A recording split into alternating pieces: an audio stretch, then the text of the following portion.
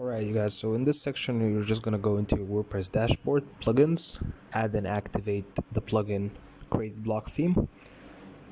So add new plugin from the left and then just search for create block theme and just install and activate the plugin. Alright, so what the block theme is going to be basically doing, the plugin is basically going to allow us to code the website basically without actually coding it. So instead of just using the export option on your WordPress editor, you can use the create block theme and just overwrite your theme directly from the plugin itself. So that is something that we're going to use throughout the tutorial if you want to build a block theme. But let me show you something as well. So this is how the plugin is going to look. You can export the theme, you can overwrite it, so you can just overwrite the changes while you're editing. And let me explain something compared to it. Alright, so what is a custom block? Alright, so I would advise you to actually go take the course by WordPress.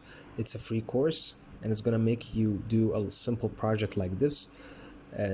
This was just like a simple column block that is going to be added as a plugin.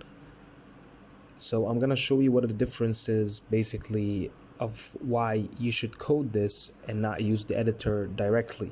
All right, so just for you to understand the ins and outs of how a custom code block is built differed from the actual editor block.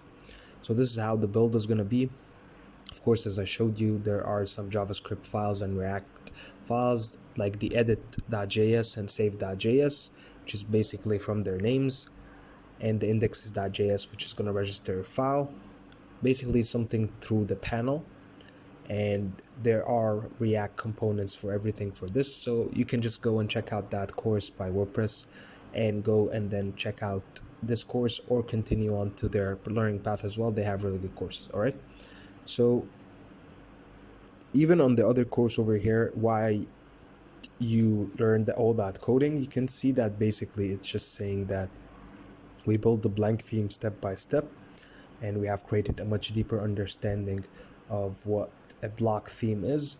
So basically that means, like in the previous video in the project structure, that's why we actually did code a little bit in it, so you could understand what's going on and the difference between each and every block and custom block, as well as a block theme, and how the files work, as well as how the custom block files work. Alright, so I'll see you guys in the next video. We're going to be creating the header and footer. This was Angry to you, and I'll see you guys. Peace.